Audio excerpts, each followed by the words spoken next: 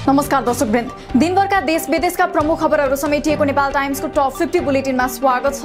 म रश्मिता उदास। सुरु गरौँ आजका प्रमुख खबरहरू। पत्नी हत्याको अभियोग लागेका सशस्त्र प्रहरी बलका पूर्व डीआईजी रञ्जन कोइरालाको कैद मिनाहा गर्ने आफ्नै फैसला सर्वोच्च अदालतले उल्टायो। कारागारबाट रिहा भएका कोइराला अब करिब 11.5 वर्ष कैद बस्नुपर्ने। बाराको निजगढमा अन्तर्राष्ट्रिय विमानस्थल निर्माण नगर्न सर्वोच्च अदालतको आदेश। निजगढमा विमानस्थल निर्माण गर्दा वातावरणीय क्षति धेरै हुने भन्दै छुट्टा-छुट्टै रिट दायर गरेकोमा सरकारको निर्णय बदर, विकल्प खोज्न आग्रह। सरकारले पालिकाका नवनिर्वाचित जनप्रतिनिधिलाई 2 दिने अभिमुखीकरण तालिम दिने। तालिममा पालिकाका काम, कर्तव्य र अधिकार तथा व्यावहारिक समस्या र समाधानका विषयमा प्रश्न पारिने।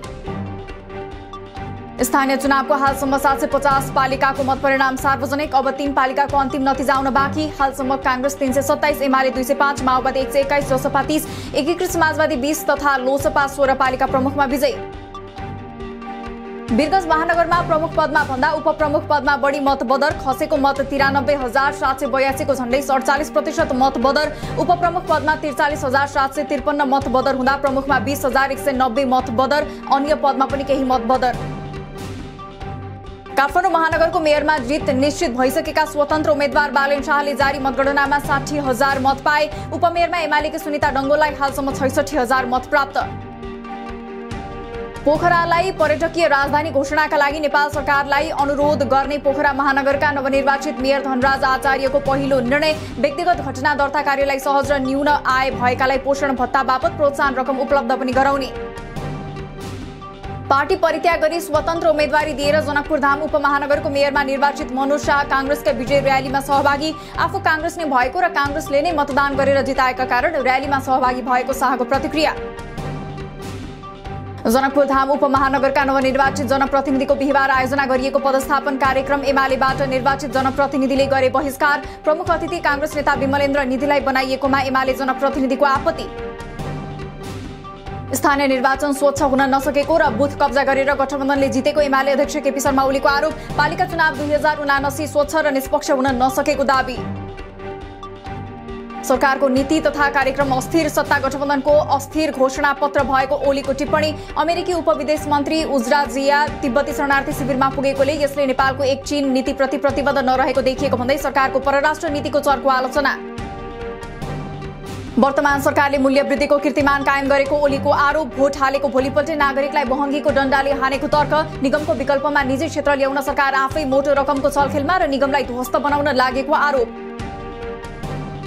एमाले अध्यक्ष केपी शर्मा ओलीले संसदमा हुँदै नभएका कुरालाई उखान टुक्कासँग जोडेर गफ र कुण्ठा पोखेको कांग्रेस सांसद मीनबहादुर विश्वकर्माको तर्क। सरकारको नीति तथा कार्यक्रम भन्दा पनि अदालतको आदेशका विषयमा कार्यकर्तासँग बसेर गफ दिएको जस्तो भएको टिप्पणी। गाँजा खेतीलाई वैधानिकता प्रदान गर्न एमाले सांसद शेरबहादुर तामाङको सरकारसँग माग। युवाहरूलाई रोजगारीको खोजीमा हरियो पासपोर्ट दिएर विदेश पठाउनुको साटो। गाँजाका बिरुवा दिएर आत्मनिर्भर बनाउन दिनुपर्नेमा जोड। संघीय संसदमा प्रस्तुत सरकारको नीति कार्यक्रममाथि सांसदहरूद्वारा 91 बुँदामा संशोधन प्रस्ताव पेश। 145 बुँदामा समेटिएका नीति कार्यक्रममाथि प्रतिनिधि सभामा 6 सांसदले 81 बुँदामा र राष्ट्रिय सभाका 5 सांसदले 10 बुँदामा संशोधन प्रस्तावको सूचना पेश गरे। कर्णाली प्रदेशका प्रमुख तिलक परियारद्वारा कर्णाली प्रदेश आर्थिक कार्यविधि ऐन 2074लाई संशोधन गर्न बनेको विधेयक प्रमाणीकरण। यससँगै कर्णालीमा 38 विधेयक प्रमाणीकरण भए।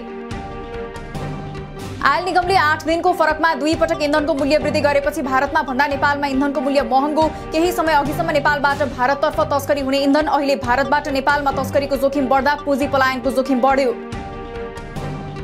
पेट्रोलियम पदार्थको मूल्य वृद्धि भएपछि पर्साको वीरगञ्जका खुद्रा ढुवानी व्यवसायले सम्पूर्ण ढुवानी सेवा बन्द गरे। इन्धनमा अत्यधिक मूल्य वृद्धि भए पनि ढुवानी भाडामा वृद्धि नभएकोले मूल्य वृद्धिको प्रत्यक्ष प्रभाव ढुवानी व्यवसायलाई परेको दाबी। नीति तथा कार्यक्रममा गेटा मेडिकल कलेज सञ्चालनको विषय नराखिएको विरोधमा कैलालीको धनगढी र अतरियामा आन्दोलन सुरु। पूर्वाधार तयार भइसकेको गेटाको सट्टा प्रधानमन्त्रीको गृह जिल्ला डडेलधुरामा मेडिकल कलेज सञ्चालनको विषय समेटिनुमा नागरिक अगुवाद्वारा आशंका व्यक्त। नेपालमा आज 3600 बढीमा गरिएको परीक्षणमा थप 21 जनामा कोरोना संक्रमण पुष्टि। आजै 13 जना संक्रमण मुक्त हुँदा मृतक शून्य। हाल देशभर 129 जना सक्रिय संक्रमित। स्वास्थ्य अनुसन्धान परिषदका तालिम अधिकृत विजय कुमार झा यौन दुर्व्यवहारको आरोप लागेपछि निलम्बित। यसअघि पनि सहकर्मीमाथि दुर्व्यवहार गरेको फेला परेपछि 2 महिना निलम्बनमा परेका झामाथि फेरि इन्टर्नशिपमा आएकी एक युवतीमाथि दुर्व्यवहार गरेको आरोप। सुनसरी इटहरीको ब्लुमिङ लोटस इङ्ग्लिस स्कुलको कक्षा 9 मा अध्ययनरत विद्यार्थीलाई 5 वर्ष अघि बलात्कार गरेको अभियोगमा तत्कालीन प्रिन्सिपल काठमाडौँबाट पक्राउ परेका राज खड्कालाई जिल्ला प्रहरी कार्यालय सुनसरी पठाइयो। काठमाडौँ चाबाहिलको सेन्ट लरेन्स कलेजका विद्यार्थीले शिक्षकहरूले छात्रामाथि गरेको यौन दुर्व्यवहार विरुद्ध आज पनि गरे विरोध प्रदर्शन। यौन दुर्व्यवहार गर्ने शिक्षकहरूलाई तत्काल कारबाही गर्न माग। नाबालिकामाथि जबरजस्ती करणेको अभियोगमा पूर्वपक्षका लागि थुनामा रहेका अभिनेता पल शाहको मुद्दाको सुनवाई बिहीबार पनि स्थगित। आज हुने भनिएको सुनवाई शाहकै वकिलले हटाए। सुनवाई आगामी बिहीबार हुने। बलात्कार तथा अन्य यौन हिंसाको उजुरी 1 वर्षभित्र गर्नुपर्ने हक म्यादलाई हटाउन एमनेस्टी इन्टरनेसनलको आग्रह। अन्य थुप्रै प्रावधानहरू पनि अन्तर्राष्ट्रिय मानव अधिकार मापदण्ड अनुरूप नभएको भन्दै कानून सुधार्न आग्रह। विद्युतीय राहदानी सहज रूपमा उपलब्ध गराउन अब राहदानी विभाग जेठ 15 गतेदेखि आइतबार पनि खुल्ने। सरकारले आइतबार पनि सार्वजनिक विदा दिएपछि विभागमा सेवाग्राहीको बढ्दो चापलाई मध्यनजर गर्दै आइतबार पनि कार्यालय बिहान 10 बजेदेखि दिउँसो 4 बजेसम्म खुल्ने। कालीकोटबाट सुर्खेतका लागि छुटेको बस दैलेखको 8:20 मा दुर्घटना हुँदा 4 जनाको मृत्यु, गम्भीर घाइते 17 जनाको उपचार हुँदै मृतक सबैको पहिचान खुल्यो। चालक प्रहरी नियन्त्रणमा। सिन्धुपाल्चोकको सुनकोशी गाउँपालिकाको 2 किलोमा गए राति एम्बुलेन्स पल्टिँदा गम्भीर घाइते भएकी 75 वर्षकी मनमाया खड्काको उपचारका लागि लैजाँदै गर्दा बाटोमै मृत्यु। एम्बुलेन्सका चालक फरार रहेकाले खोजी जारी। काठमाडौँको नयाँ बस्ती स्थित गुहेश्वरी खोला किनारमा घोप्टो परेको अवस्थामा एक युवकको शव फेला। शव खोलाले बगाएको हुन सक्ने प्रहरीको आशंका। थप अनुसन्धान जारी। काठमाडौँको फोहोर बन्चरी डाँडामा विसर्जन गर्न गएका गाडीलाई विभिन्न स्थानमा स्थानीयको अवरोध। उचित क्षतिपूर्ति मुआवजा र विभिन्न पूर्वाधारहरूको सुनिश्चितता नगरेसम्म दीर्घकालीन रूपमै फोहोर व्यवस्थापन गर्न नदिने स्थानीयको अडान। मेलम्ची खानेपानी आयोजनाको पानी बिहीबारदेखि भक्तपुर नगरपालिकामा पनि वितरण सुरु। हाललाई कटुन्जे स्थित खानेपानी ट्याङ्कीबाट भक्तपुर नगरपालिकाको वडा नम्बर 1, 2, 3, 4 र 5 मा पानी वितरण हुँदै। अमेरिकी म्यागजिन फोर्ब्सद्वारा यो वर्षको एसियाका 30 वर्ष मुनिका 30 जना प्रभावशाली एसियाली युवाहरूको सूची सार्वजनिक। 4000 बढी उम्मेद्वारहरूले आवेदन दिएकोमा सूचीमा नेपालबाट 5 जना युवा पनि उत्कृष्टमा अटाए। स्याङ्जाको वालिङ नगरपालिकाद्वारा बजारका मुख्य चोकमा सीसी क्यामेरा जडान। वडा प्रहरी कार्यालयमा 24 घण्टा यसबाट निरीक्षण गर्न सकिने। कुनै घटना घटिहाले अनुसन्धान थाल्न र संलग्नको खोजी गर्न मद्दत पुग्ने विश्वास। धादिङ सिस्ने खोलादेखि काठमाडौँ सन्तुगल जोड्ने निर्माणाधीन नागढुङ्गा सुरुङ मार्ग आयोजनाको म्याद 86 दिन अर्थात् करिब 3 महिना थपियो। हालसम्म सुरुङ खन्ने काम 52% सम्पन्न। अन्य संरचना समेतको समग्र भौतिक प्रगति भने 36.5%। पहुँचको भरमा जहाजको टिकट वितरण हुँदा हुम्लाको हवाई यात्रा असहज। हुम्लामा निजी क्षेत्रका तारा र समिट एयरलाइन्सले मात्र उडान भर्दै थप उडानका लागि स्थानीयले मुख्यमन्त्रीलाई गुहारे पनि सहयोग नगरेको गुनासो। भैरहवा स्थित गौतम बुद्ध अन्तर्राष्ट्रिय विमानस्थलमा उडान गर्ने अन्तर्राष्ट्रिय वायु सेवा कम्पनीलाई विभिन्न शुल्कमा 100% छुट। विमानस्थलमा अवतरण, विश्राम, सञ्चार र सुरक्षा जाँच शुल्कमा 100% छुट दिने निर्णय 14 जेठबाट 1 वर्षसम्म लागू हुने। बिहीबार सुन तोलामा 400 रुपियाँले घटेर प्रति तोला 97,800 रुपियाँ कायम। चाँदी पनि तोलामा 5 रुपियाँले घटेर प्रति तोला 1270 रुपियाँमा कारोबार। लगातार तेस्रो दिन पनि शेयर बजार बढ्यो। नेप्सी आज बिहीबार 8.03 अङ्कले बढेर 2239.60 बिन्दुमा पुग्यो। आजै 88 करोड 98 लाख रुपियाँको शेयर खरिद बिक्री।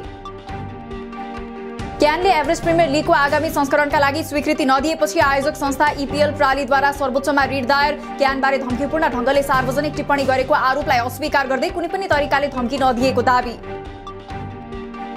अन्डर 20 राष्ट्रिय फुटबल टोलीका मुख्य प्रशिक्षकमा मेघराज केसी नियुक्त। सेप्टेम्बरमा हुने प्रतियोगिताका लागि छिट्टै प्रशिक्षण सुरु गर्ने केसीको भनाई। बहराइनमा हुने छनौट प्रतियोगितामा नेपालले कतार, बहराइन, बङ्गलादेश र भुटानसँग प्रतिस्पर्धा गर्ने। इटालियन फुटबल क्लब रोमाका मुख्य प्रशिक्षक जोसे मोरिनो बने 3 युरोपियन प्रतियोगिताको उपाधि जिताउने पहिलो प्रशिक्षक। गैरातीको खेलमा रोमाले युरोप कन्फरेन्स लिगको उपाधि उचाल्यो। एसी मिलानका स्ट्राइकर ज्लाटन इब्राहिमोभिच घुँडाको शल्यक्रियापछि 8 महिनासम्म मैदानबाट बाहिरिने। लामो समय मैदान बाहिर बस्नुपर्ने भएकोले इब्राहिमोभिचको भविष्यमा शङ्का उत्पन्न। Royal Challengers Bangalore Indian premier लिगको क्वालिफायरमा प्रवेश। बेङ्गलोरले अब क्वालिफायर 2 मा राजस्थानसँग शुक्रबार खेल्ने। खेलको विजेताले गुजरातसँग उपाधिका लागि आइतबार भिड्ने। रुस र युक्रेन बीचको द्वन्द्वले असर पारेको भन्दै हंगेरीका प्रधानमन्त्री विक्टर अर्बानद्वारा संकटकालको घोषणा। आर्थिक संकटसँगै बढ्दो अभाव र महँगी न्यूनीकरणका लागि सहयोग पुग्ने विश्वास। युक्रेन युद्धमा फँसेको रुसद्वारा सेनामा भर्ती हुने माथिल्लो उमेर हद खारेज। युद्धका लागि थप सैनिक भर्ती गर्ने उद्देश्यले नयाँ कानून बनाइएको अनुमान। युक्रेनको निशस्त्रीकरण तथा नाजीवाद अन्त्य नभएसम्म सैन्य कारबाही जारी राख्ने रुसको अडान। युक्रेनका खेर्सन र जापोरिज्यामा द्रुत गतिमा रुसी नागरिकता र पासपोर्ट वितरण गर्ने सम्बन्धी आदेशमा राष्ट्रपति पुटिनद्वारा हस्ताक्षर। रुसले मारिउपोललाई पूर्ण कब्जा गर्न सक्ने युक्रेनको चिन्ता। बंगलादेशले अत्यावश्यक बाहेकका 135 प्रकारका सामग्रीको आयात कर 20% पुर्यायो। रुस युक्रेन युद्धका कारण देश आर्थिक सङ्कटको जोखिममा जान लागेपछि अत्यावश्यक बाहेकका विलासी वस्तुको आयात नियन्त्रण गरिएको उल्लेख।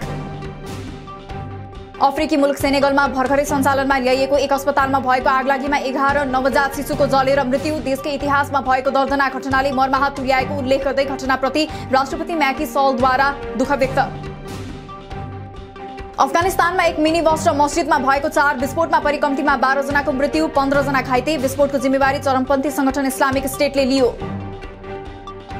र भारतको एक अदालतले कश्मीरी पृथकतावादी नेता यासिन मलिकलाई जन्मकैदको सजाय सुनायो। आतंकवादमा आर्थिक सहयोग र आपराधिक षड्यन्त्रमा संलग्न भएको अभियोगमा यासिन दोषी ठहर। अन्य 2 जनालाई आजीवन कारावास र 5 जनालाई 10 वर्षको सजाय। दिनभरका देश विदेशका प्रमुख खबरहरू समेटिएको नेपाल टाइम्सको टप 50 बुलेटिन अहिलेलाई सकियो। हामी भोलि फेरि टप 50 समाचारका साथ उपस्थित हुने नै छौं। नेपाल टाइम्सको युट्युब च्यानल सब्स्क्राइब गरिदिनु भएकोमा र फेसबुक पेज लाइक गरिदिनु भएकोमा धन्यवाद। ताजा खबरहरू नेपाल टाइम्सको अनलाइन पोर्टल www.nepaltimes.net मा पनि गएर हेर्न सक्नुहुनेछ। नेपाल टाइम्स हेर्दै गर्नुहोला। नमस्कार।